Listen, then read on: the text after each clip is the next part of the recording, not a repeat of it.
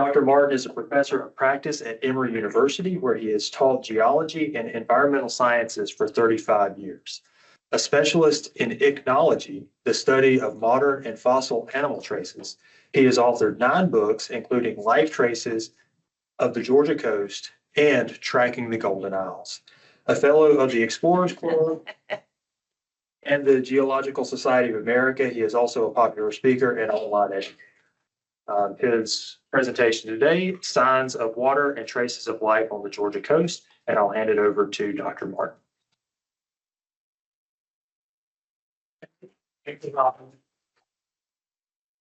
Yeah, it's wonderful to be here. Yesterday was my very first time in the Georgia Archives. Today proves that it wasn't the last time, but I intend to come again. It's just really cool to see what the Georgia Archives are doing and how they are benefiting our knowledge of Georgia history. So for today, what I'm going to do is get a little bit into natural history and how that natural history then intersects with human history through the theme of water and using traces. So here you are on St. Catherine's Island, and this was a photo was taken in 2012 when I was there with my colleague, Michael Page. We were in the woods and we found this hole in the ground. And because I'm an ichnologist where I study tracks, burrows, and other traces, I recognized that this wasn't just a hole in the ground, that this was an abandoned alligator den. This is where, when this place had water, alligators lived in these dens right next to that water source, and this was something that they dug.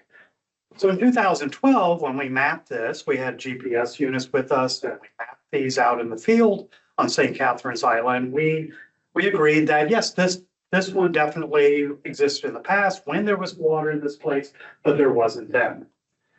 So fast forward 1 year later, I have a group of Emory students with me. It's a spring break field trip.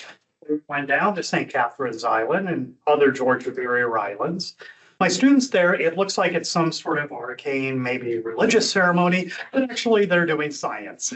They're holding out GPS units and they're trying to get a position because we're there in the forest and the forest is interfering a little bit with the satellite photos. So Michael is over there on the left and Michael is assisting me that day on St. Catherine's Island. I took the students there and very eagerly said, yes, this is where water used to be. And the alligator dens tell us that. So this is an abandoned alligator den, and me as a paleontologist, I think about how this would preserve in the fossil record. One of the students here is using her telephoto, zooming down into it, and she said, Dr. Martin, I see teeth. And I said, teeth? Well, there could be a snake in there because I like snakes, unlike archaeologists. I like snakes, and they do live in those sometimes, or other animals. And she said, no, teeth. That's when I looked down the burrow and I heard a growl amplified by the burrow. And yes, it was a very large alligator in the woods in March. And notice how everybody is wearing some pretty heavy clothing. It was as cool as it is this morning there. That was one of those aha moments. There's no water here, but the alligator was living in that burrow because there was water intersecting with the water table there. So this then got me to thinking about how alligators use water in so many different ways and how alligators are very dependent on a wide variety of waters, much like us. So this is where you get to resonate with alligators in this. This right here is a very proud mother alligator. Yes, I used a telephoto lens on that. Where she had her little babies in a pool of water on St. Catherine's Island. This, I think, was in 2009. There are the babies, again, with a telephoto lens. Do not get near alligator babies when mama is nearby, and just assume that she's nearby. So here they are, they're in that little waterway. They are heading toward the den because mother has indicated you should go to the den, follow me for protection. And there you see the cute little baby alligator on the left. Do you see mama? Oh, yeah. And the cool thing about this picture when I took it was you can see the mud on her jaw. So that's showing that she was actively remodeling this den using her jaw. They used their feet, they used their tails, they used their jaws to make these dens. And otherwise, they also make these wallows that actually makes them ecosystem engineers. So I want you to think about alligators as ecosystem engineers as well, particularly with relation to water. So these are not beavers, these are alligators. And here's what happens then. This is on Sapelo Island, right next to the University of Georgia Marine Institute. And there is an artificial pond there that R.J. Reynolds had built when he was living there on the island in the 1940s through the time he died. Those are alligator dens that now you're seeing the water level is low. So there was less water on Sapelo this year. And the alligator dens are exposed above the water table, but then you see the smaller alligators occupying them. So these then are homes that are reused, kind of recycled in a way, and multiple generations of alligators have used them over time. Even in drought conditions, and this is in the late, like 2008, 2009, from what I recall, you see that these used to be big ponds. That is a wetland on the right.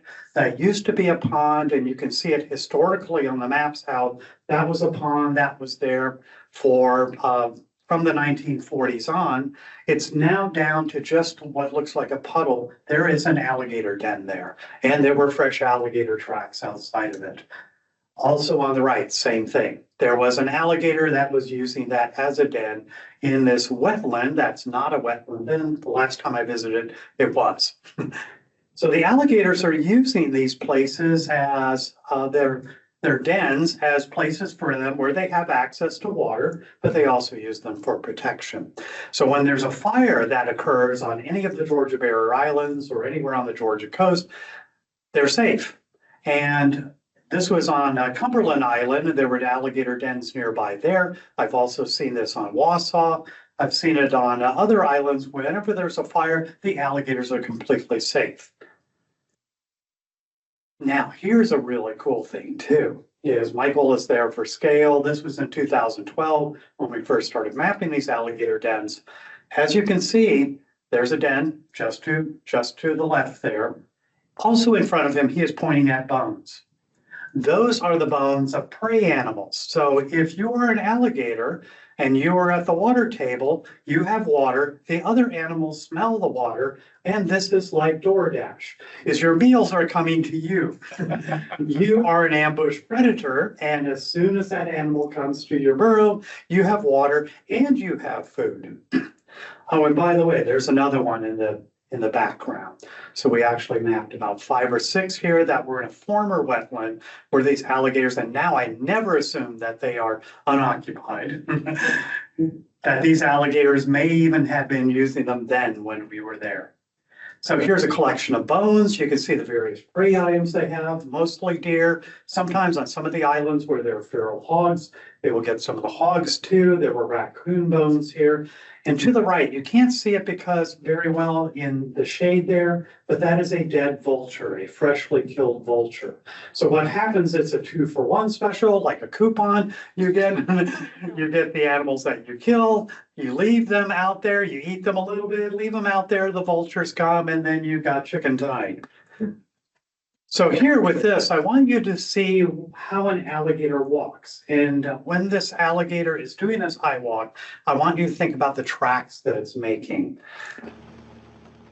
And yes, I got a terrain for this too, fit with the supposed feet. This is about 1.5 meters, about a 5-6 foot long alligator walking into the pond, the Reynolds Pond, right next to the University of Georgia Marine Institute. And there you see the freshwater pond, but it was sitting on the road. I have seen them actually walking through the woods, going on walkabouts in the woods, and then they always come back to home, wherever that water might be. Open body of water here, but also had dens along the side.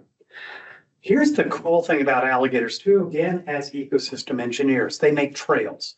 Over on the left, that is an alligator trail that's on Little St. Simon's Island. where one of the times I was there, Scott Coleman, who is the island's ecologist there for the Little St. Simon's Lodge, he was showing me a freshwater pond that was behind us, and then this trail that is going into the salt marsh. So this was showing how the alligators, through their trails, are connecting some of these waterways. And with fresh water in particular, these trails then with enough water end up being canals. And then you have transmission of the fish, the amphibians, the aquatic invertebrates. All of these animals then are able to transfer very easily using these waterways that have been connected by the alligators. Over on the right, that's on Ossabaw Island. That's where alligators are also changing the salt marsh. In this instance, the mud flats are getting expanded by the alligators as they move back and forth, following some of what are some of the small, you see at low tide, the small tidal creek. And by them following those, they actually are expanding those tidal creeks and making more water going in and out with the tidal systems in those. So they are modifying the salt marshes as well. So just as an example of that, when Michael first became a drone pilot in 2015, he took this shot of me, that's me up there at the top, where I'm pointing to the alligator trails. So this was a way then, without us wading out into the mud, we could actually start mapping where the alligators are going. So where you see the orange arrows, those are both alligator trackways. What you see also going through that salt marsh are feral hog tracks. So this is an example of, again, these alligators are moving into every habitat on the island. Over in the middle and on the right, that's also on St. Catherine's Island. And this is them showing them going across some of the storm washover fans where sand has been washed over and made these sand flats that are next to the salt marshes. And they also go out for walkabouts, probably looking for prey or mates or whatever, making a lot of tracks along the way. This was a particularly large alligator here too, that's a centimeter scale. We almost stepped on it the next day. That's another story. We're okay. We were fine. Now this is on Sapelo Island. Again, something that my wife Ruth, who is here, she and I had been seeing alligator tracks on Sapelo going in and out of the surf. Alligators are freshwater only, you're thinking. No, they're not. So they are also going into the ocean, and they like surf and turf. So they are getting their food on land, but they're also going out occasionally for seafood. This is alligator trackways. You see the high tide mark there toward the bottom. The orange arrows are pointing to two trackways, two different alligators, a larger one on the right, a smaller one on the left. But this is showing them coming back out of the ocean when the tide was higher.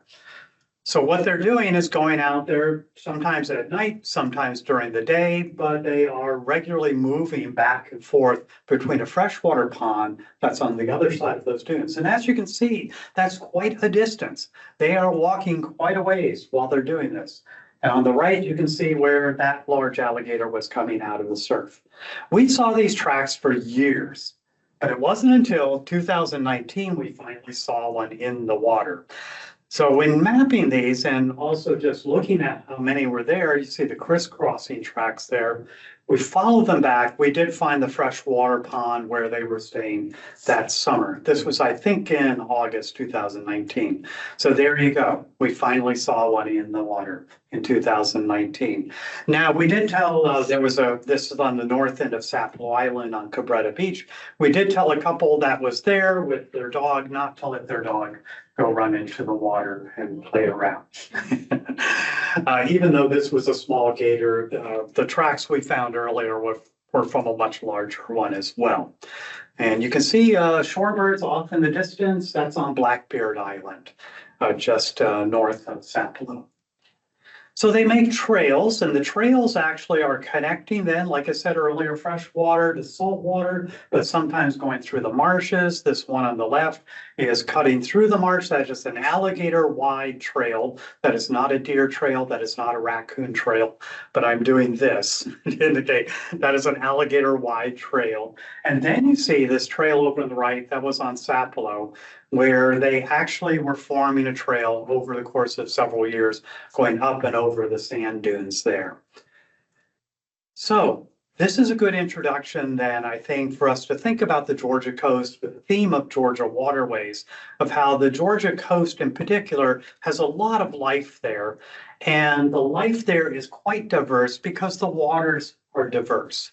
So you have fresh water, you have brackish water, which has a little bit of salt in it, and then you have full marine conditions that are on the Georgia coast. This creates a lot of habitats that have these different waters. It means you have a great diversity of life there. And the diversity of life also has a diversity of behaviors. So I mostly study behavior. I'm very interested in behavior as reflected by animals today. And then I link that to animals' behaviors of the past. So when I look at modern alligator tracks, I can look at ancient crocodilian tracks from the Mesozoic era and be able to interpret them with that sort of mind frame. In fact, over here on the right, that's a little horseshoe crab. And horseshoe crabs have been around for about 450 million years. So when we look at their tracks today, we can infer their behaviors from the past. This is a diagram I drew so that you could see what is the variety of traces based on the water. So it's terrestrial to freshwater, where terrestrial where there's well-drained soils, where the water table is well below the soils. Freshwater is where you actually have the water table intersecting that place. Marginal marine, now you're starting to get some of that salty water that's coming in, particularly at the shore and in the marshes. But then as soon as you get offshore, now you get into more full marine conditions, where 35 parts per thousand is the average on the Georgia coast. For salinity, marine salinity on the Georgia coast, it's more like 20 to 30, sometimes 35. The variety of traces I've shown here, this is like, where's Waldo? Where there is no Waldo. There is not an animal anywhere in this photo. It's just to show you the variety of traces you can find on Georgia Barrier Island if you look for them and look at the different environments, you will find them. Okay, just a little bit of an overview of the islands. How many of you have been to a Georgia Barrier Island? Good. Okay, that's everybody. Fantastic. So the islands vary quite a bit, but we're really lucky here in Georgia that most of the islands have been undeveloped or relatively less developed. So starting with Cumberland in the south, just on the border with Florida, all the way up to Tybee on the border with South Carolina. We oftentimes call these like the Golden Isles, or I call them kind of the jewels of Georgia ecology that we have on the coast. And with these islands, then you get a wide variety of environments that often depend on water of various flavors. Now, I wanted to show you then on the right, where you see the red, that is the Pleistocene shoreline. That's a shoreline from about 40 to 45,000 years ago. So the islands you have to the south are what we would call composite islands. In other words, they have a combination of a Pleistocene, a 40,000-year-old shoreline, and then the modern, which has been in just the last 5 to 10,000 years that they've been pasted together. So with this geology in mind, I want you to think about some of these barrier island systems that on the lower coastal plain of Georgia, as you're heading towards Savannah or you're heading to the Okefenokee, that there are these sand ridges that actually were ancient islands. Going back a little over 3 million years ago, that's where the sea level was. I'll go over here just a point. So that right there, that's a barrier island system that this is the 𝘓𝘰𝘢𝘴. There's some indigenous Native American names and then more European names here, but these are all demonstrating where sea level was. So those are ancient barrier island systems that in the 1960s, geologists actually realized, oh, these are barrier islands, and it represented where sea level used to be. So you compare that to where we have the Pleistocene shoreline, which geologists call the Silver Bluff shoreline, when sea level was that high, about 1.5 meters higher than it is today, but we're catching up with that. And then the Holocene shoreline that we have today. Okay, traces of fresh water. You want to look for crayfish. So crayfish are freshwater only. They are descended from lobsters. They diverged, they share a common ancestor with lobsters. They diverged during the Permian period, about 260 million years ago, but they've been in freshwater ever since then. So the crayfish are very common here in Georgia. We have about 70 species of crayfish in Georgia. We could be very proud of that. We're one of the biodiversity hotspots. What's interesting, the one on the left is from Decatur, where Ruth and I live. It was the year that the cemetery, the Decatur Cemetery, actually drained a pond that they have on the cemetery. And at the bottom of the pond were hundreds of crayfish. And they were leaving tracks, making burrows. Oh, it was just delightful. Now, the one on the right is Jekyll Island. So this is it. This was fascinating to me to see some of these burrows. Actually go back here. Some of these burrows then that are on some of the islands telling me that these crayfish somehow got there. And we'll come back to that in a bit. Also, how many of you have been to 𝘓𝘪𝘧𝘦 Historic Site, Savannah? Yeah, 𝘓𝘪𝘧𝘦 Historic Site, former plantation site, now is undergoing some ecological restoration, going back to the original longleaf pine forest. That's happening there. These I saw where the descendant of one of the original landowners, Craig Barrow, and I, we went out tracking one morning and we found these thousands of earthworm trails. This was also an interesting problem because here are all these earthworms. They live in the soil. They are not saltwater tolerant at all. So it made me wonder, why are there thousands of worms out? And then I realized it's next to a marsh. There was a full moon the night before, so it was a high tide, which meant the salt water was coming up, and the earthworms were like, oh, we do not like salt. And they left, and were leaving all their trails, endangering their lives with all of the robins that were out that morning too, because they just couldn't avoid the salt water. So what was cool was I thought some of these trails were for beetles. I looked at them more closely, and there were earthworms at the ends of them. I was wrong. And it was a cool way to find out I was wrong. Now, again, with the freshwater crayfish towers, if you see any of these in your backyard, free advice. If you see this in your backyard, get flood insurance. Seriously, because these are burrowing up with the water table. So as soon as you see that crayfish tower, that means the crayfish are moving with the water table.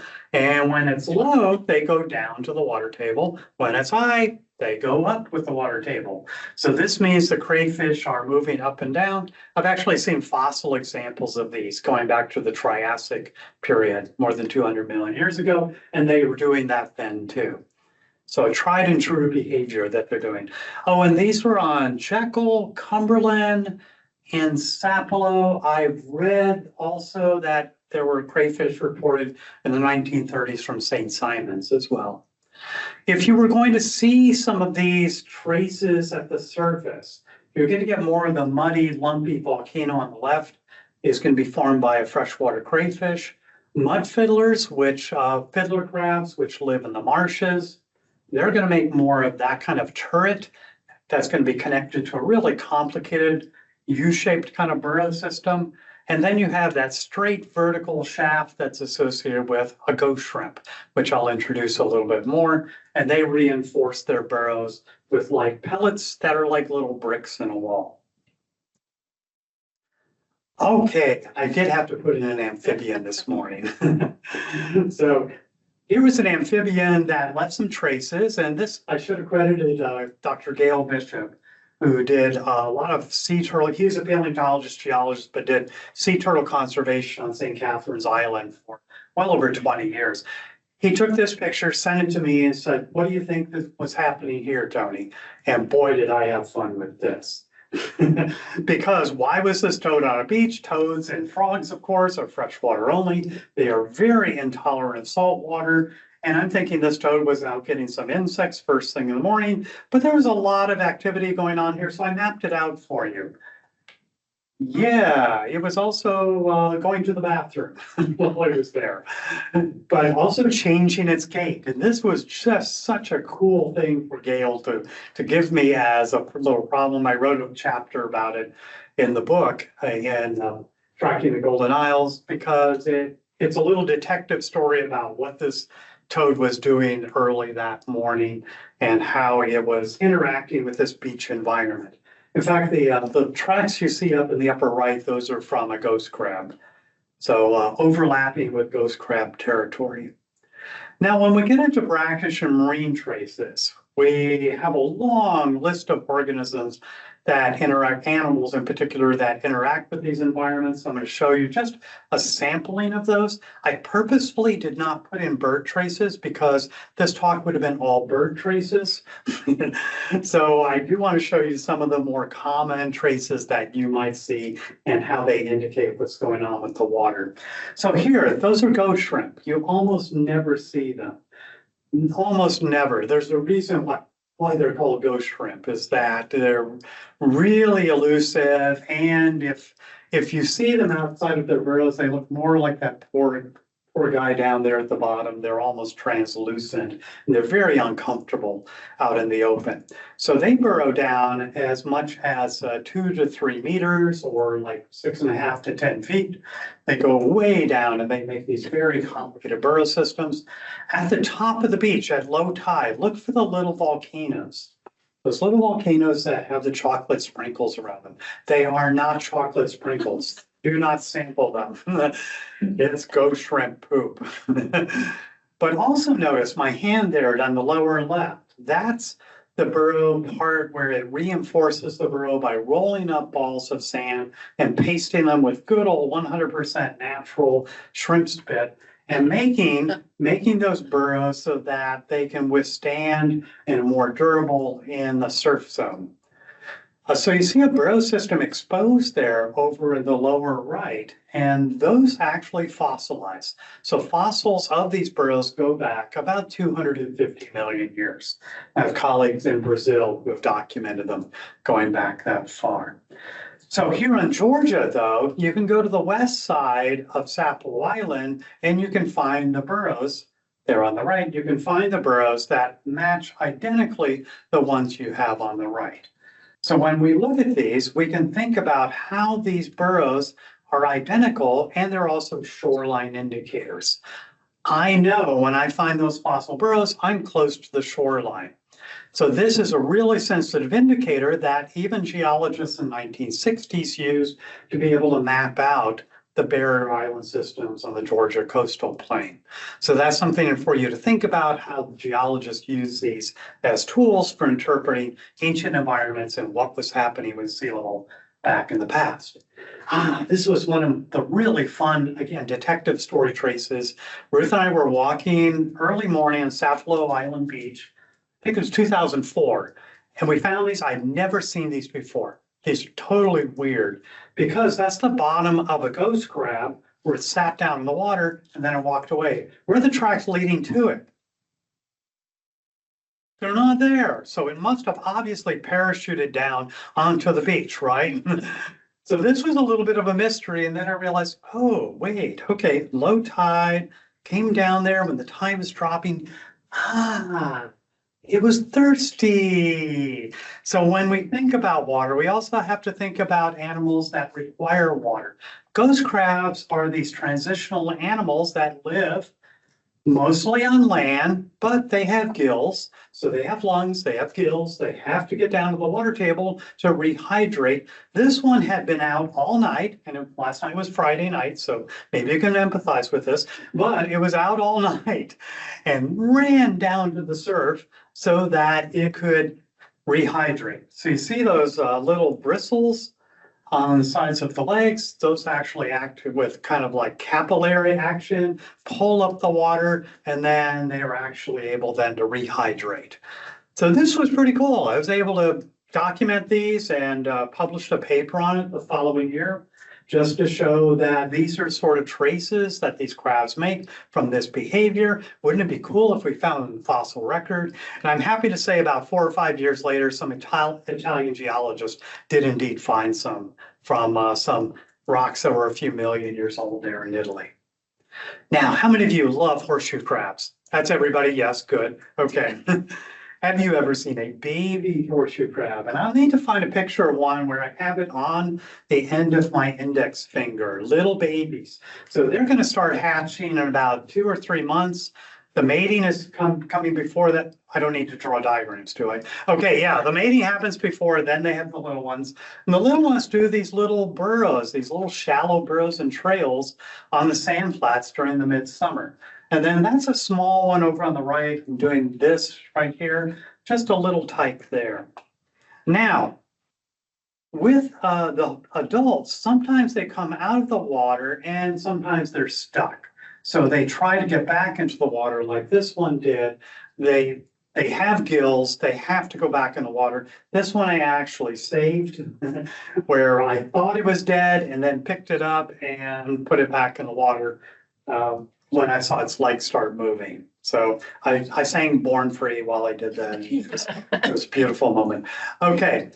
Now, moon snails are among my favorite animals too. These, my dissertation advisor, University of Georgia, Bob Fry, would like to call these the lions of the tidal flat because they are the top predators under the sand. At low tide, they are hunting other molluscans. So that's going to be other snails, clams, especially small clams, and they drill holes in them. So this was a live one burrowing there. There's a live one on the left.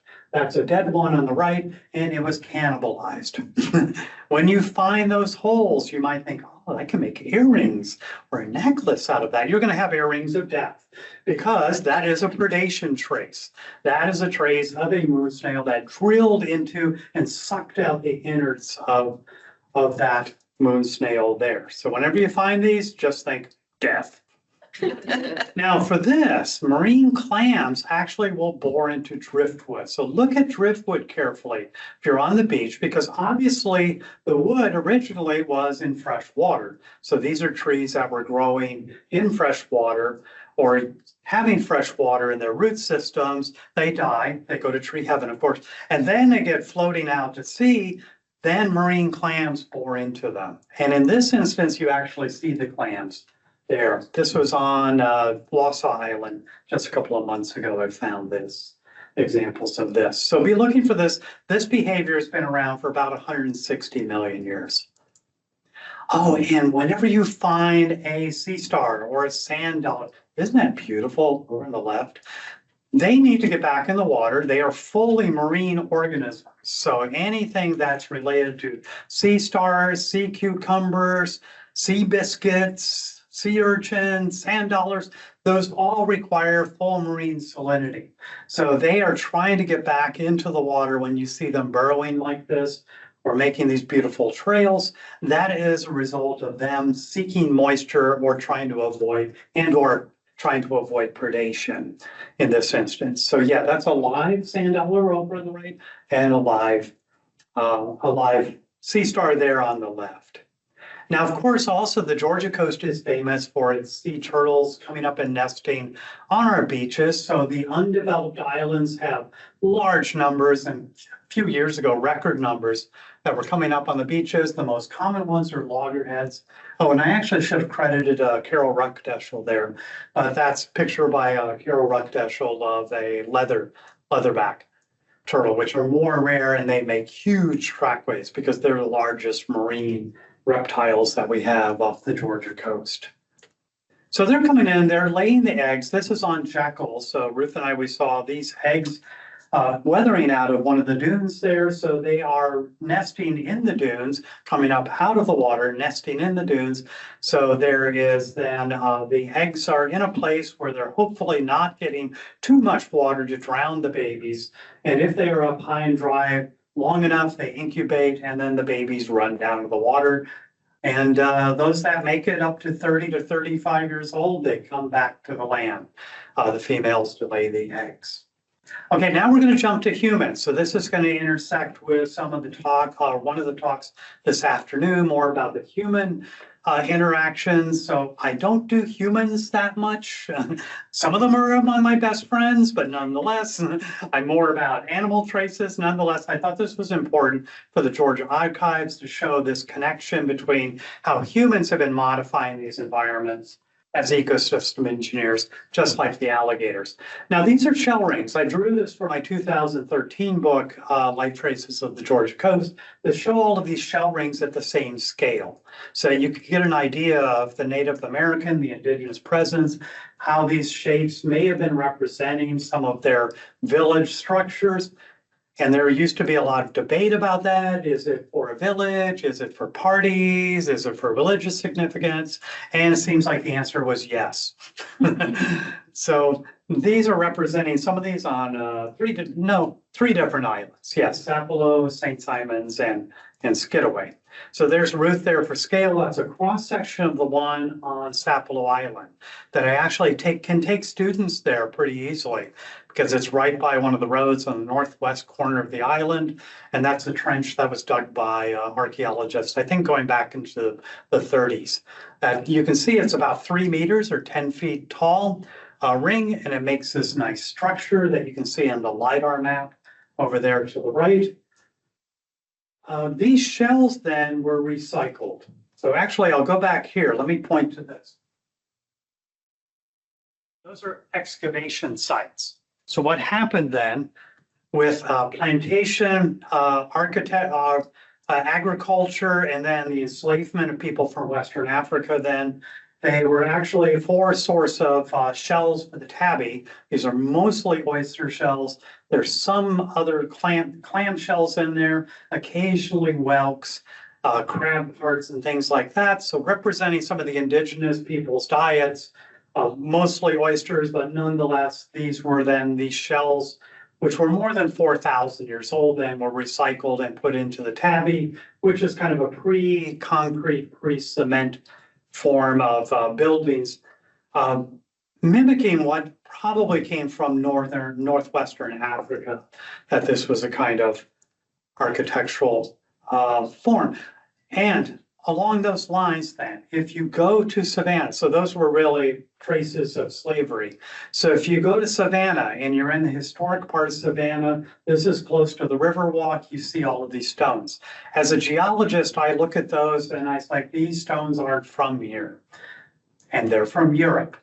So when you look at these, point to this one, those are crinoid stems. Those are from animals that lived in the ocean about 320 million years ago in the Carboniferous period.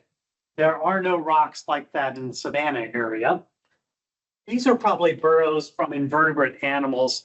Probably, I'm going to say Cambrian to Ordovician is what I would guess, but those are probably vertical burrows. These are rocks from Europe. So these were ballast stones that were used in the holds of ships that were coming over empty to keep the ships in the water. And then what was happening was when they got to North America in the port in Savannah, they then would dump the rocks out, and the rocks then were used later to make some of the cobblestone streets there.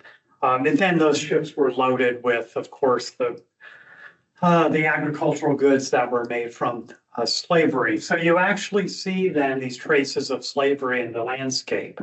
As you're going to Sapelo Island, you will see these islands that are along the edge of the channel there, going to Sapelo, and these are ballast islands. This is where ballast stones and soil was dumped by those ships coming in, and then you have these little hammocks that are growing on them, and there's actually some people that have homes out on them, which is kind of weird.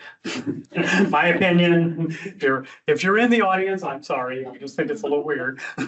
But yeah, they actually are then representing this human modification of the landscape as a result of what was happening then. And then these are traces of slavery you can easily see from space. This is from the Hopwell Broadfield plantation that's on the mainland part of the Georgia coast near Jekyll.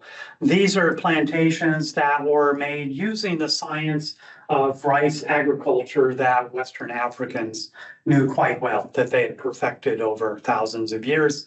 and they brought that knowledge with them and then were forced to do this with the rice plantations that were in Georgia and South Carolina.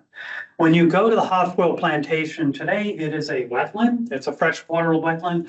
With climate change and sea level rise, it's going to become more of a brackish and salt marsh kind of environment.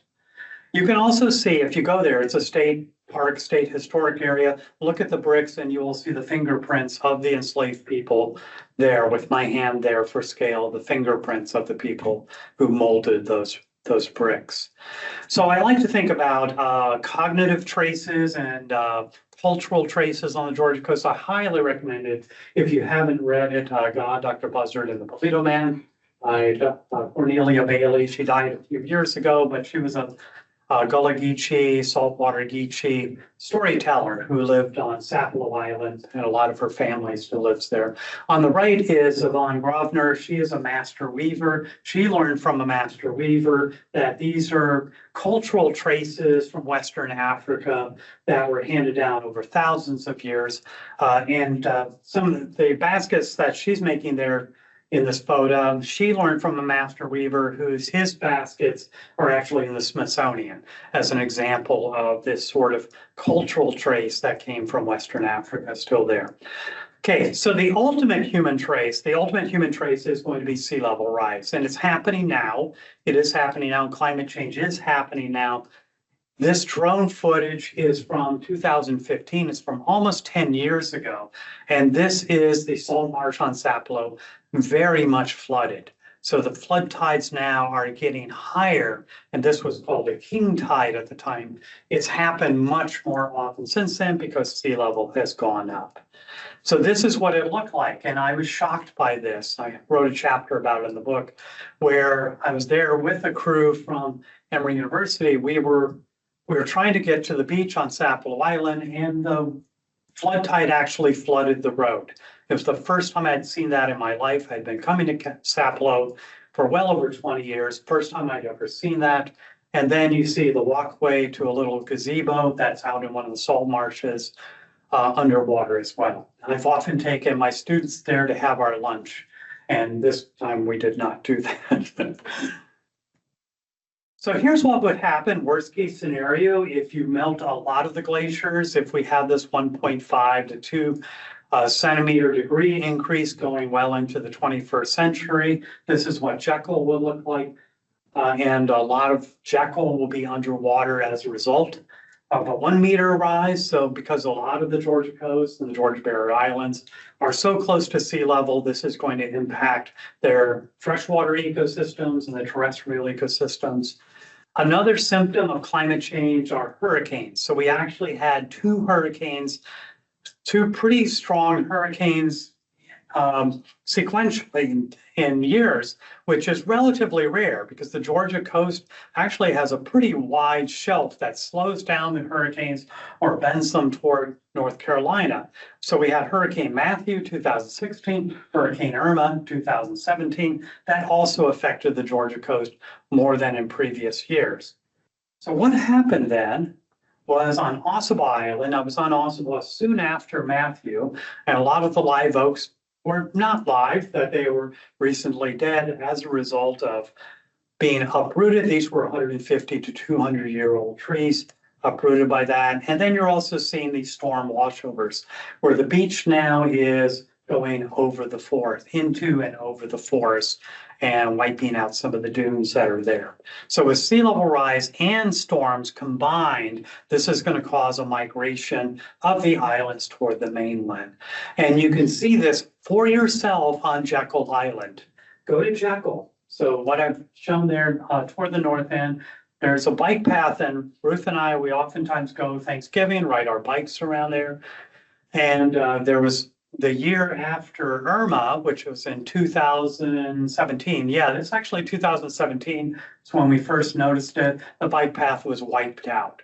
And that was because of the storm surge that came through what used to be a forest, what used to be dunes, now going into the marsh, wiped out the bike path. They repaired it, but now it's under sand again. So what you're seeing here is a migration of that sandy environment of the beach is now going to the west. So there's 2019 to 2024, the aerial photos showing that sand wedge, that washover fan is now on its way to the paved road that's on Jekyll, toward the north end of Jekyll. And you can calculate average rate, how fast is it moving, and especially with sea level still going up, it probably will get over that road in another couple of decades. So here's the cool thing for me as an ichnologist is, and Ruth and I were walking out onto this and just in November, is seeing that there are deer tracks there, there are armadillo tracks, there are raccoon tracks. Yeah, the armadillo tracks, pretty hard to see, but there they are. Yeah, that's an armadillo right there. And then you see the deer tracks off to the left. But what's also cool is that these ecosystems then, they're having a combination of the terrestrial mammals, and then you have the crabs. And these are marine related crabs. There's fiddler crab burrow on the left, and that's a ghost crab burrow on the right. The ghost crabs normally live on the beach. This one is going more toward the middle of the island, thanks to that movement of sand from hurricanes and climate change and sea level rise. This a little over 13, 14 years ago, Ruth is an artist, I'm an artist too, and we decided for a show at Fernbank Museum in Atlanta that it was a Darwin themed show on evolution. So we did this artwork. It looks like weird abstract art, right? No, it's a hypothesis. This is science and art. Yeah. It's representing a cross-sectional view through a beach of where you start with sea turtle nests, insect burrows, plant root traces. Here, you start moving up. Now you're getting moon snails. Now you're getting ghost crabs. You're getting, this is from a sea cucumber. Now you're going offshore.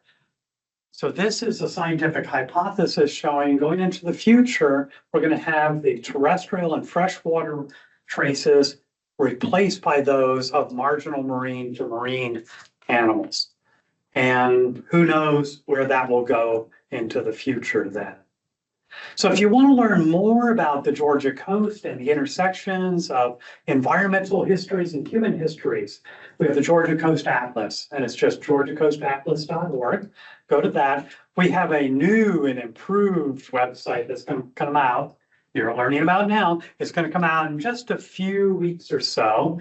The beta version of that's going to really improve this. We have a few videos on there, about 30 to 35 videos with me on them, but we also have interviews with some of the experts on some of the human history of interacting with the Georgia coast.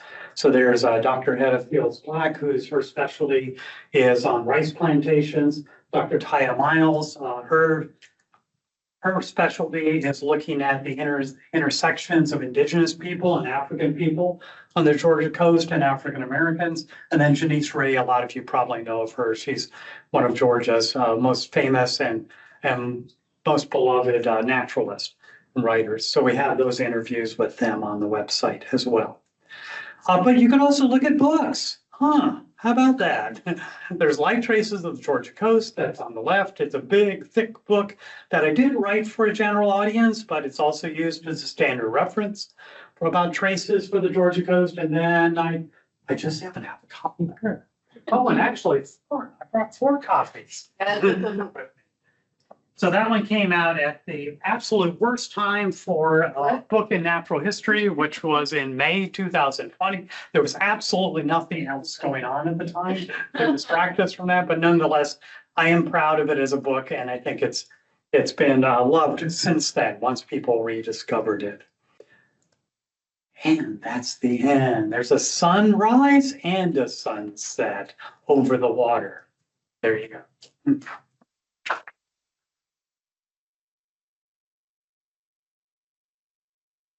I'd love to take questions.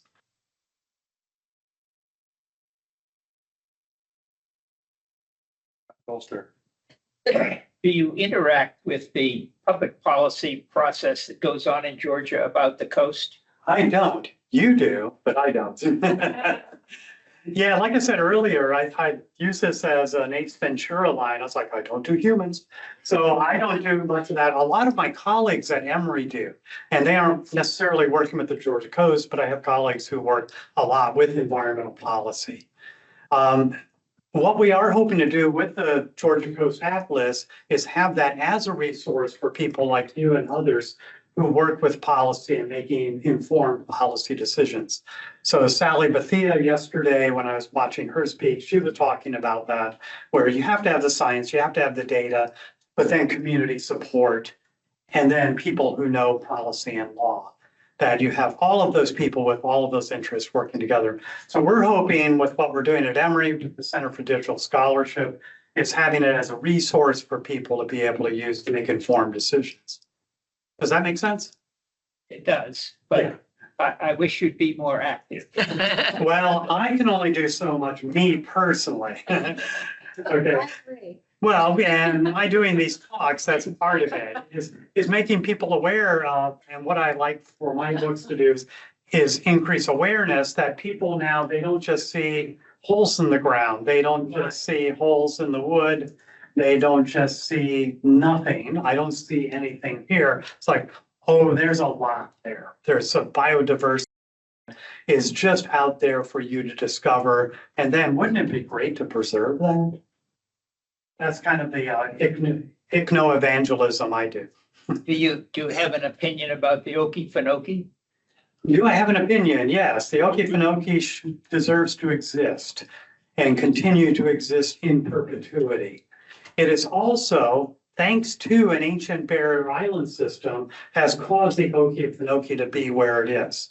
So I think they call it Taylor Ridge. That is an ancient barrier island system that is actually making the 𝘎𝘭𝘥𝘥𝘥 there. That's where the mining company wants to mine it, and they are the only people who think it will cause no damage to it.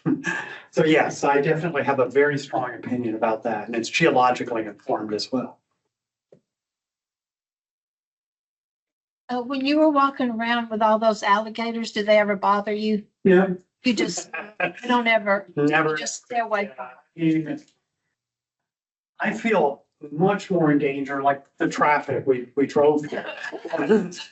That's when I feel like I'm in danger. Around alligators, no. Tony, tell, we're tracking alligators. You actually. Oh, yeah, there was one time with Ruth, we were on St. Catherine's Island, several other people with us. I'm tracking an alligator and I said, wow, these tracks are really fresh. And they're like, oh, there it is. There. So it does help your awareness. When you know that there's a top carnivore in the area, you pay attention more. So I kind of like it. But yeah, I've never had a problem with any of them. Yeah. Sounded like you were a little surprised that the alligators go into the ocean. Yeah, I was. And something that the naturalists that I interacted with on the Georgia coast, like Carol Ruckdeschel and John Crawford and some of the other naturalists, they were like, oh yeah, they'd actually seen them out in the surf. Carol, I'm sure, because she's such an incredible naturalist, she probably had seen their tracks as well on Cumberland. But there was Sarah Ross, who used to work with the University of Georgia at Wormslow. She told me she and her husband were kayaking more than a couple kilometers offshore, and they saw alligators out there way off from shore too. Are they going like from the mainland to the islands, or they use the highway, or are they more like local to the islands? It's a good question. Ruth and I, we were actually on Sapelo once where there was a PhD student that he was trying to answer the question. They were doing, his girlfriend with him, where they were live capturing alligators. Glad it was them, not me. Live capturing alligators, doing stomach pumping of their diet. Yeah, I know. No, thank you. And then radio tracking them to see where they were going. And he found that they had huge ranges where they were using freshwater, saltwater, going overland, just like I was showing you from the traces. Yeah. Well, like Australia has these well, yeah, the salties. Yeah. which are what, like the biggest crocodiles in the world? Yeah, so the Nile, right, the Nile crocs and the salties over in Australia. Ruth and I have been to Australia a bunch of times. And yeah, the salties are massive. Again, that's why I'm not afraid of our Georgia alligator. I respect them. I'm not that afraid of them, but salties, woo. But Tony, do you remember too, like we were like right in the middle of the St. Catherine's, right in the middle of the forest. Oh, yeah. And there was an alligator on a walkabout. I was just going, yeah, walking down the road. There was tracks going down the road. And it was, I would say a half mile from any fresh water. So again, such adaptable animals. No wonder they've been around since the Mesozoic.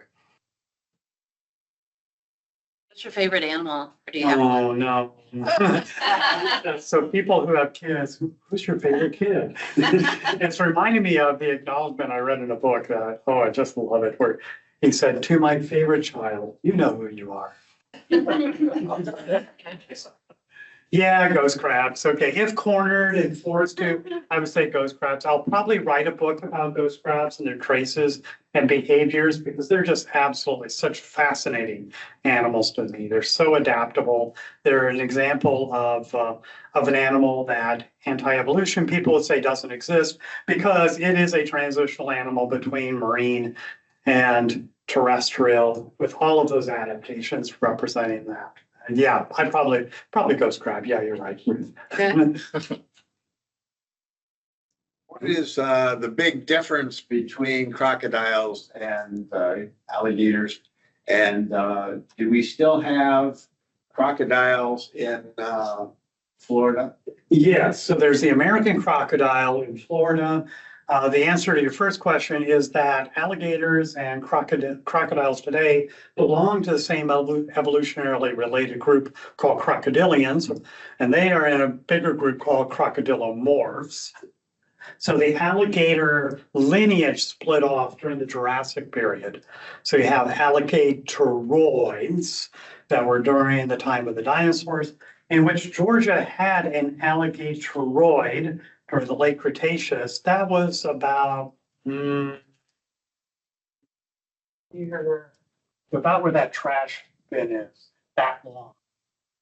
Yeah, Deinosuchus. We find tooth traces left by Deinosuchus in dinosaur bones. So artists like to depict them attacking tyrannosaurs. It's like, who stood up predator now? Yeah, so related, but yeah, still different because they diverged a while ago. Where does caiman come in there? Caimans are, actually, there's one species of caiman that is classified as an alligator. Yeah, there's the black caiman is classified as an alligator. The others are classified as crocodilians. So caiman is kind of a popular name that was applied to several different types of crocodilians. Yeah, I could draw a diagram for you, but Any other questions? Dr. Martin, as he mentioned, has a few copies of the book, Tracing the Golden Isles. And he'll be around during the break if you have any other specific questions for him.